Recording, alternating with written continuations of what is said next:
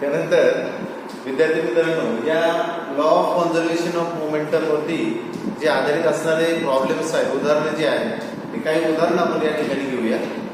त्यातलं एक उदाहरण या ठिकाणी घेतलंय मी. पहा, जे आपल्याला उदाहरण विचारलं जातं ते उदाहरण आपण काय केलं पाहिजे, अगोदर ते बारकाईने वाचून घेतलं पाहिजे.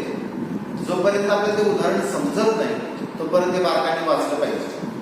आता हे जे उदाहरण आहे ते मी वाचून घेतो.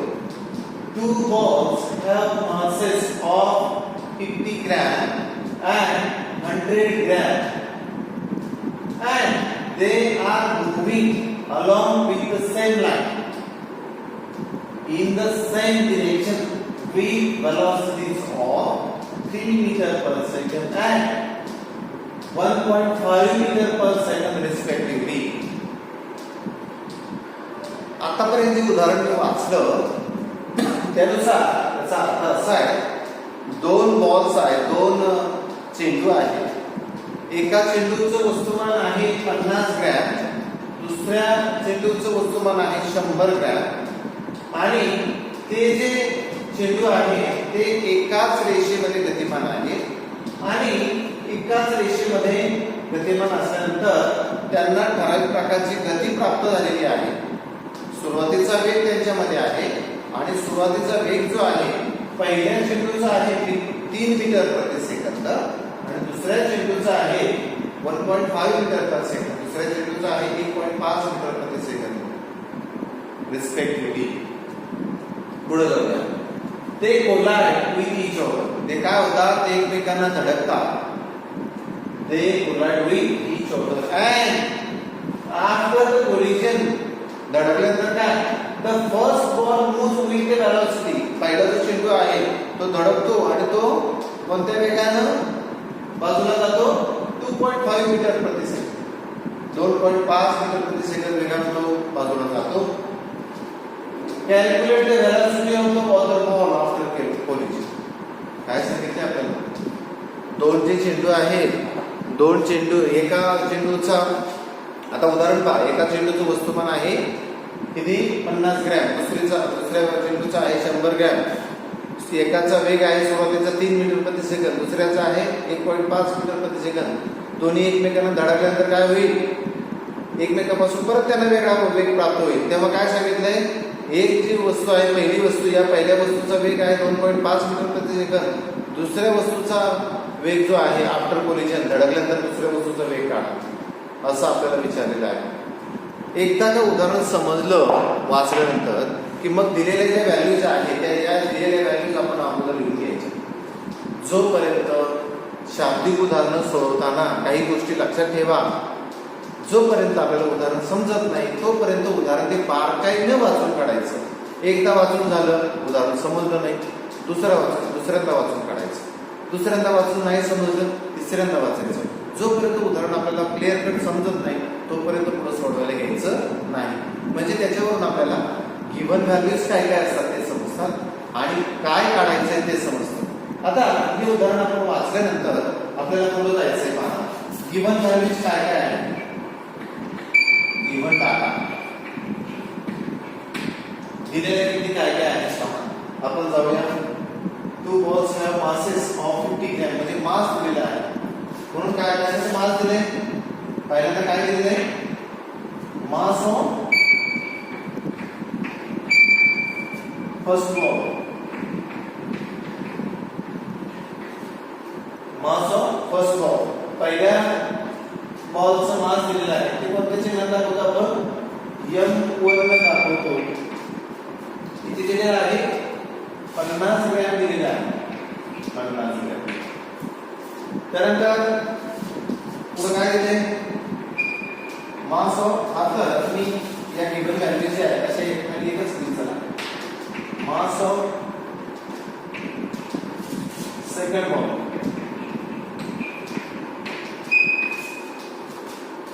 ते दाखवतो आपण m2 न किती दिले, मास ते आहे 100 ग्रॅम, 100 ग्रॅम. इथपर्यंत आलो आपण, इथपर्यंत आलो. They are moving along a same line in the same direction with the velocities. आता पहा, मग velocity दिलेली आहे 3 मीटर प्रति सेकंद आणि 1.5 मीटर प्रति सेकंद. व्हेलॉसिटी ही कोणती असणार आहे? व्हेलॉसिटी सुरुवातीची व्हेलॉसिटी असणार आहे. therefore initial velocity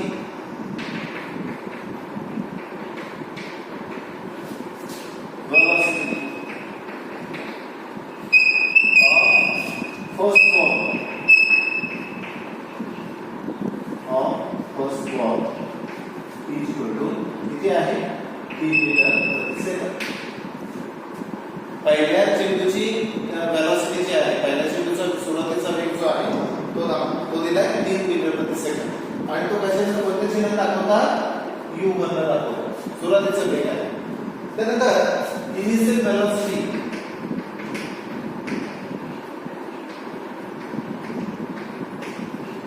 of second ball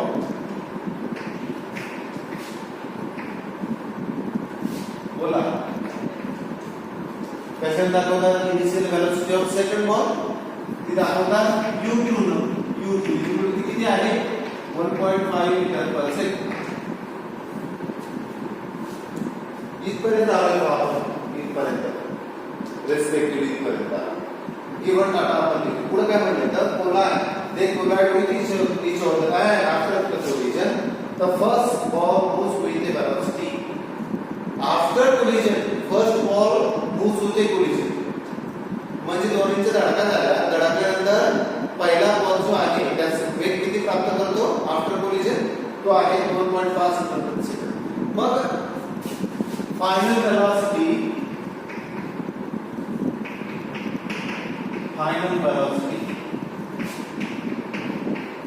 of first ball कोणत्या चिन्हाने दाखवतात? Final velocity of first ball v1 v1 2.5 metre प्रति second.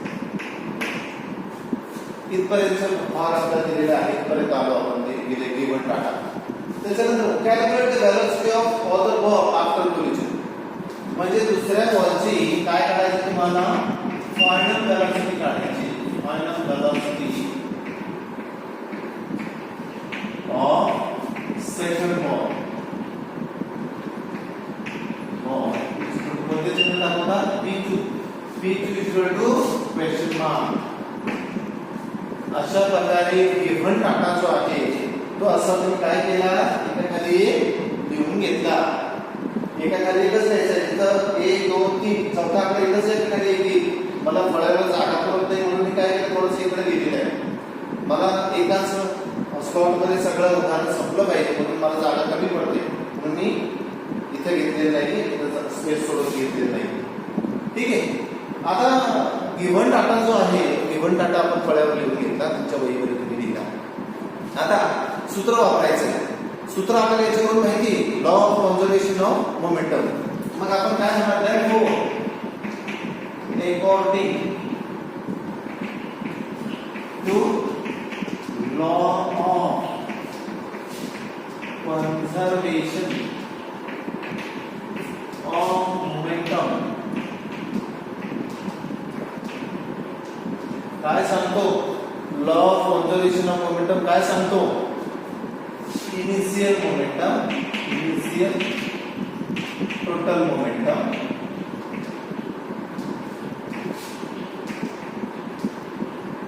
is equal to final total momentum. काय सांगतो? Law of conservation of momentum काय सांगतो? इनिशियल टोटल मोमेंटम जो आहे हा फायनल टोटल मोमेंटम बरोबर असतो. ठीक आहे. त्यानुसार सूत्र आपल्याला माहिती आहे इनिशियल टोटल मोमेंटमचं m1 u1 plus m2 u2 is equal to m1 p1 plus m2 p2 अशा प्रकारे आपण जे सूत्र आहे ते सूत्र लिहून काढू. आता एकदा का आपल्याला सूत्र मिळालं तर या सूत्रामध्ये आपल्याला किमती टाकायच्या. सूत्रामध्ये किमती टाकताना काही गोष्टी लक्षात घ्या. काही गोष्टी सूत्रामध्ये किमती टाकताना लक्षात घ्या विद्यार्थी मित्र. ज्या सूत्रामध्ये किमती टाकतोय आपण त्या एकाच एककात आहेत का, ते एकतर एमकेएस पद्धतीमध्ये पाहिजेत, नाहीतर ते सीजीएस पद्धतीमध्ये पाहिजे. बरीच मुलं इथं चुकतात. बरीच मुलं मी काय म्हणतोय इथं चुकतात, पाहत नाहीत. पहा एकाच पद्धतीमध्ये आहेत का, म्हणजे ते एमकेएस मध्ये आहेत का किंवा सीजीएस पद्धतीमध्ये आहेत का. एमकेएस म्हणजे काय, सीजीएस म्हणजे काय तुम्हाला मागच्या तासाला सांगितले. आता इथं पहा, इथे दिले मास दिले 50 ग्रॅम, म्हणजे सीजीएस झालं. ग्रॅम हे सीजीएस सिस्टीम आहे. आणि वेलोसिटी वापर इथं 3 मीटर, मीटर ही एमकेएस आहे, मीटर ही एमकेएस आहे आणि सीजीएस आहे. मग असं चालणार नाही. इथं एमकेएस आणि इथं सीजीएस, दोन्ही एकतर एमकेएस पाहिजे नाही तर दोन्ही सीजीएस पाहिजे. मग काय करू आपण, ही जी एमकेएस आहे याला सीजीएस करू. म्हणजे या लहान एककाचं काय कसं रूपांतर करूया, मोठ्या एककात रूपांतर करूया. लहान एककाचं मोठ्या एककामध्ये रूपांतर करूया. आता इथं लिहितो पहा, मराठीमध्ये लिहितो लहान मोठे. लहान एककाचं मोठ्यामध्ये रूपांतर करायचं आपल्याला काय करावं लागेल, काय करावं लागेल, लहान एककाचं मोठ्या एककामध्ये रूपांतर करताना भागाकार करावा लागेल. अगदी बरोबर. इथं भागाकार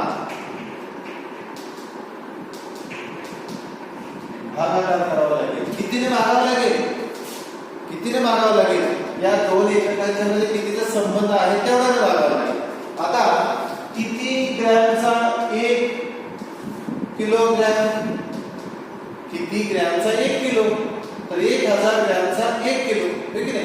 म्हणून काय करावं लागेल, या एवढ्या ग्रॅमला 1000 काय करावं लागेल, भागावं लागेल. मग आता इथं पहा, इथे 50 ग्रॅम आहेत ना, या 50 ग्रॅमला 1000 काय करावं लागणार आहे, भागावं लागणार आहे. मग आता पहा, या शून्याला शून्य गेला, 2 शून्य राहिले, म्हणजे भागलं तर दशांश चिन्ह इथे आहे. आता सध्या दशांश चिन्ह किती गरज आहे, इकडं 2 घर डावीकडे जाईल, इथे 1 आहे, दुसरं 1 घर, म्हणून 0.05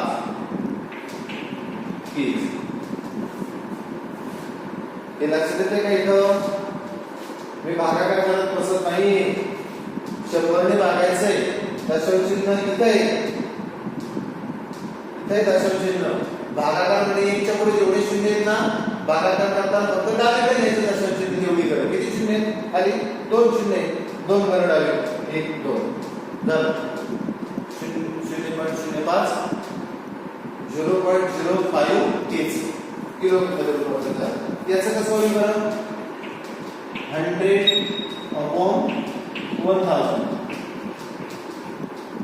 काय करणार, याच्या पुढे एकच शून्य, याच्या पुढे फक्त 1 घर डावीकडे जाईल, हे देणार आहे, किती येणार आहे, 0.1 kg. अशी रूपांतर करून घ्यायची बा. इथं काय करायचं, सगळ्यात महत्वाचं लहान एककाचं मोठ्या एककात रूपांतर करताना भागाकार करायचा. याच्या उलट आहे, मोठ्या एककातून आपल्याला लहान एककात जायचं असेल तर काय आहे, गुणाकार. मोठ्या एककातून लहान एककात जाताना आहे गुणाकार. विद्यार्थी मित्र हे लक्षात ठेवायचे आयुष्यभर. काय म्हटलं मी, आयुष्यभर लक्षात ठेवायचे. हे कुठेही उपयोगात येणार आहे, कुठेही. लहान एककातून मोठ्या एककात जाताना भागाकार, मोठ्या एककातून लहान एककात येताना गुणाकार. काही लक्षात, जर असंही लक्षात राहत नसेल, सोपी ट्रिक लक्षात ठेवा. सोपी ट्रिक सांगतो, लहानांनी मोठ्यांच्या मध्ये भाग घेऊ नये. आपण म्हणतो ना, हे लहान मुलांना म्हणतो तू नको भाग घेऊ मोठ्यांच्या मध्ये, ठीक आहे. लहान मुलांनी मोठ्यांच्या मध्ये भाग घेऊ नये. लहान भागाकार मोठे, लहान भागाकार मोठे, म्हणून लहानातून मोठ्यात जाताना भागाकार करायचा आणि मोठ्यातून लहानात येताना गुणाकार करायचा. किती सोपं आहे की नाही. त्याचप्रमाणे आपण काय केले तर लहान एककाचं मोठ्या एककामध्ये रूपांतर करून घेतलं. आता किती टाकायला काय हरकत नाही. आता किमती टाकू आपण. काय काय आहे किमती? या मोठची किंमत किती आहे? 0.05 केजी. हे तर काही देतो चला गुणिले बोला मग काय U1 किती आहे? U1 3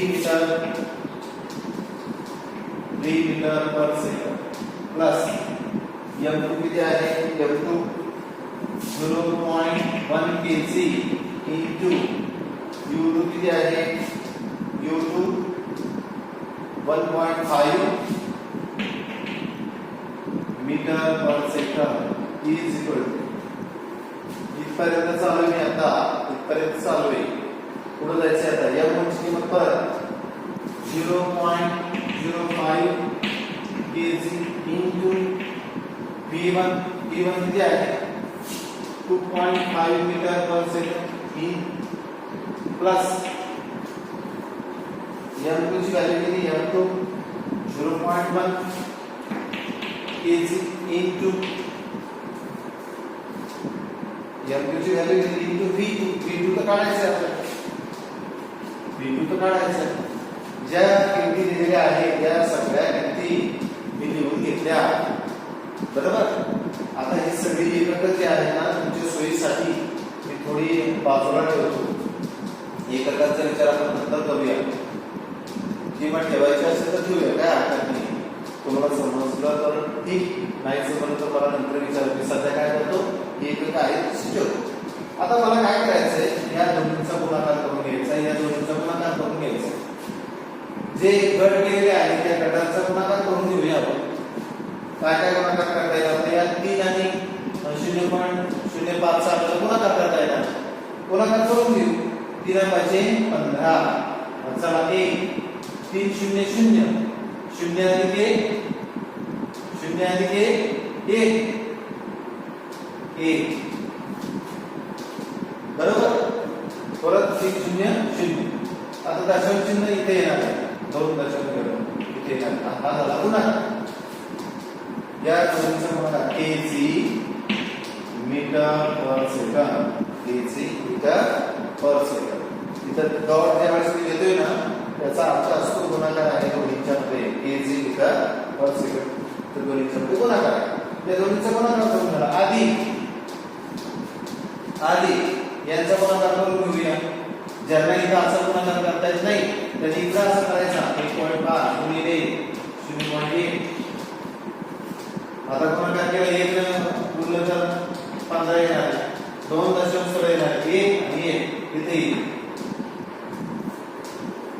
0.15 बरोबर. 0.15 केजी मीटर पर सेकंड गुणाकार करून झाला. पुढे जाऊया उजव्या बाजूला. याचा गुणाकार करूया. इथे ज्याला गुणाकार येत नाही इथे खाली करा असा गुणिले 0.05 5 5 25 2 5 2 12 दशांश किती गरज आहे? ही 2 गणानी 1 2 3 इथे गुणाकार आला 0.125 केजी मीटर पर सेकंड. गुणाकार लक्षात येतोय ना? हा गुणाकार करून घेतला. आधी 0.1 KG into V2 into V2. आता पहा यांची बेरीज करता येईल आपल्याला. यांची बेरीज केव्हा करता येईल? दोन्ही एकक सारखी असतील तर बरं का. KG metre per second KG metre per second दोन्हीची बेरीज करता येईल आपल्याला. 0.15 अधिक 0.15 किती झाले? 5 5 10 1 1 आणि 2 आणि 3 0.30 दोन्हीची बेरीज किती आली? 0.30 केजी मीटर पर सेकंड बेरीज करून झाली. पुढे जाऊया. आता उजव्या बाजूला काय काय आहे बरोबर 0.125 केजी मीटर पर सेकंड अधिक 0.1 केजी गुणिले V2 पुढं यांची बेरीज करता येईल का येत आता मला सांगा अशी बेरीज करता येईल दोघींची करता येणार नाही करता येणार नाही का कारण दोन्हीची एकमेक सारखी नाही मग आता आहे कसं ठेवूया आहे कसं ठेवू 0.125 kg मीटर पर सेकंड आधी 0.1 kg into v आता पुढे जाऊ काय करता येईल आता पुढे हे जे 0.125 आहे ते प्लस साइन इकडं डाव्या काय होते ते मायनस होते इकडे डावीकडे आपण करणार मग 0.30 kg metre per second minus 0.125 kg metre per second is equal to डावीकडे उजवीकडे काय राहिलं 0.1 kg into v आता वजाबाकी करूया वजाबाकी एका साइडवर येईल आपल्याला 0.30 मायनस 0.125 वजाबाकी करायची आहे इथं दोनच घर आहेत अजून एक शून्य घ्या काय होईल आता 10 मधून 5 गेले 5 राहिले चला 1 10 मधून 3 गेले 7 राहिले चला 1 आणि इथं 3 मधून 2 गेले 1 राहिला 0.175 वजाबाकी किती आली 0.175 kg metre per second is equal to 0.1 kg into v अजून उदाहरण संपलेलं नाही पहा v ची किंमत काढायची आपल्याला 0.1 kg जो आहे हा दोन्हीच्या मध्ये कोणतं चिन्ह आहे गुणिले म्हणून 0.1 इकडे डावीकडे आणायचं म्हटलं तर काय होणार आहे भागिले होणार आहे म्हणून मी काय करतो 0.175 kg metre per second upon 0.1 kg आता हा या kg ला kg जाईल आता 0.1 ने काय करायचं आपल्याला भागायचे काय होईल सांगा याला जर भागलं तर साधी गोष्ट आहे भागत नसल्यापेक्षा एक जर या छेदाचं कोण या म्हणजे काय आहे छेदस्थानी एक अंशाचे कोण आहे एक जर तर भागाकार करत बसायची गरज नाही काय मिळालं 1.75 आणि एक काय आहे मीटर प्रति सेकंद therefore इथं एक पाहिजे therefore 1.75 metre per second is equal to v आता समजलं का अजून एक मांडवा therefore v2 is equal to 1.75 metre per second अशा पद्धतीने तुम्हाला फायनल वेलोसिटी जी आहे ती फायनल वेलोसिटी मिळाली v2 is equal to 1.75 metre per second therefore final velocity of second ball is 1.75 metre per second हे की नाही सोपं फक्त तुम्हाला काय करायचंय टप्प्याटप्प्यानं सावकाश जायचंय जर तुम्ही सावकाश असं उदाहरण सोडवत गेला तर तुम्हाला कुठेही अडण्याचं काही कारण नाही ओके